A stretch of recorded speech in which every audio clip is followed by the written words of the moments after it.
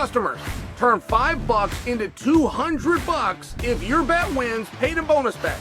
Stay in on the action and use your bonus bets on DraftKings same-game parlays. This gives you a shot at an even bigger payout. Do you love the thrill of live betting? Because DraftKings has got you covered. Bet live on star player props and in-action fights right as they happen. If sports betting is not yet available in your state, don't worry. You can still join in on all the fun with DraftKings Daily Fantasy Sports and have a shot at cash prizes. Download the DraftKings Sportsbook app. Use the promo code SONNEN to turn $5 into $200 in bonus bets if your bet wins. In partnership with DraftKings, the crown is yours.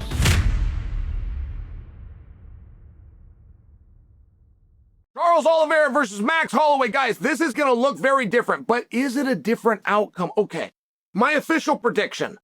I'm going to give you an official prediction, and I got to tell you, this is one of those that's difficult, right? I mean, I do this the same way as you guys. I kind of close my eyes and what different scenarios can I reasonably envision? And then I've got to use history. I've got to be able to bring history and go, well, this guy's really good with the jab. Remember what he did too, right? I've got to be able to do those things. And if I follow that timeline back far enough, I'm going to find that these two guys already did this thing. Kinda. It was a different weight class. But moreover, it was 3 rounds. That's a very big deal. I know that doesn't always resonate with you guys. We go, what are you talking about? It's the same thing. It's just a little bit longer. If you make a basketball game 5 quarters, you got a very different game. Or let's play it the other way. You make a basketball game 2 quarters. You take the entire second half away. I mean, all of your history books get rewritten. Now, what if those guys went out and played knowing it was that time? They would change their strategy, and then we'd be left with a guess. But the only way we would know is to bring them back and have them play again. We can't just look at what happened when we changed such an incredible dynamic, such as 70% more time into the contest. All right. If you've got a bet, like you're in one of these situations, I've got to get this right. You're going to sleep easier with your money on Max. Max beat him before. Max in championship rounds is a nightmare. And the guys that have fought Max will tell you off camera, oh my God, rounds 4 and 5 were the most miserable experiences of my life. But Charles has been asking for this fight for 10 years. Charles, 10 seconds after their first fight, said, I can beat him. What you just saw is wrong. I lost, not he won. And there is a big difference, by the way. There is a big difference, and only you know. If you know you went out and something happened, you are in a very good position to be the most knowledgeable guy on the topic. And Charles has been consistent for 10 years. I want Max Holloway again. I want to right that wrong. That means something to me, and I've seen that happen.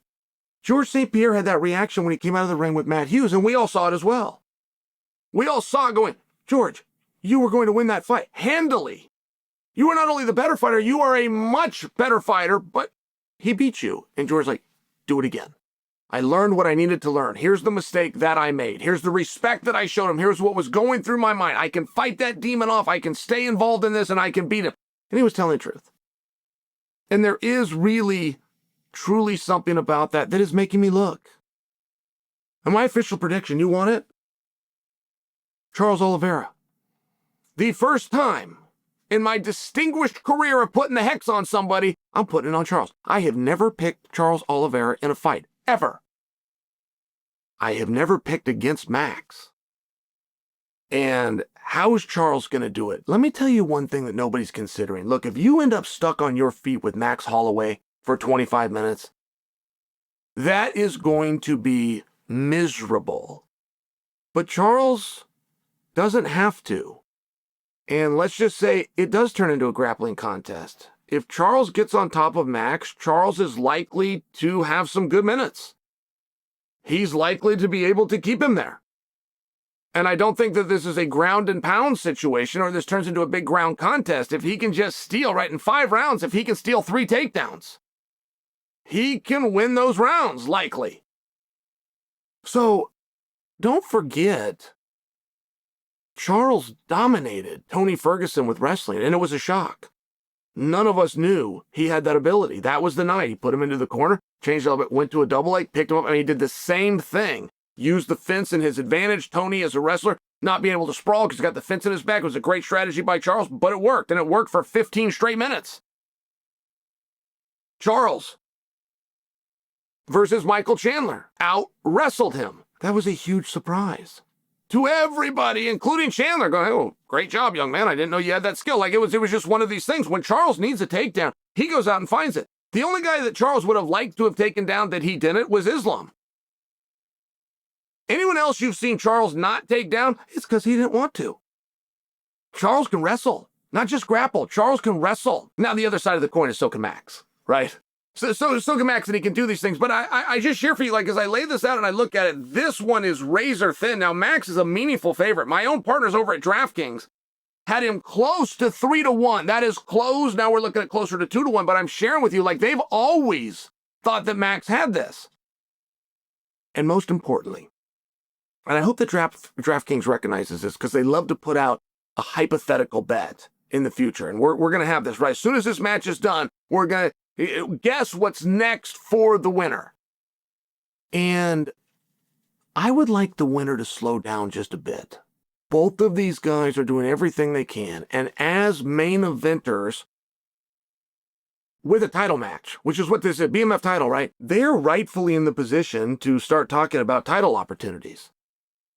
The problem is the parity. They've both been in there with Ilya. Neither was competitive. Now, a lot of times as the athlete, that's why you wanted to do it again. Hey, he knocked me out, but he knocked me out because he knocked me out. He wanted to beat me had he not knocked me out.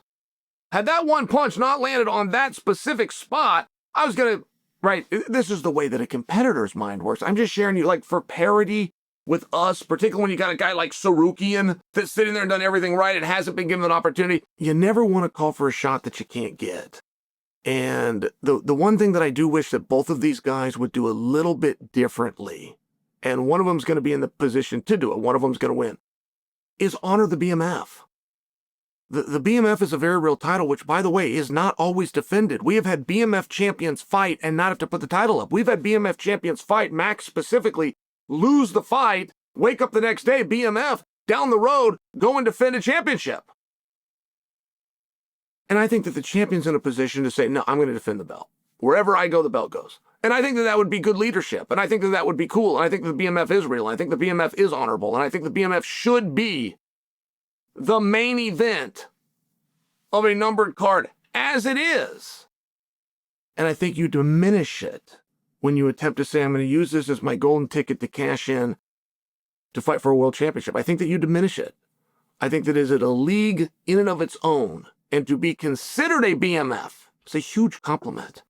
That is the industry rising you up. Cub Swanson, Josh Emmett, just to throw some names, like there's some BMFs out there. They might not be world title contenders, but they're BMFs, and they earned that. So don't diminish it. And when DraftKings does put up a hypothetical odd, I hope that they do it. Like, let's say that Max wins, and when DraftKings puts this out, I hope they say, for the BMF title, Max versus whoever that opponent might be, whatever direction that Charles goes. I would encourage those guys to not call out Ilia Topuria. You're not going to get that fight. It's not disrespectful for him. You had that fight. Ilia Topuria has other business. He has it with Justin Gaethje, who's the interim champion. You're not going to get that fight. Arman Sarukian is the #1 contender. You are not going to get that fight. Don't waste this call out. You've got a belt. You've got a championship. You're a main event. Don't be afraid to enjoy your moment and let them come to you.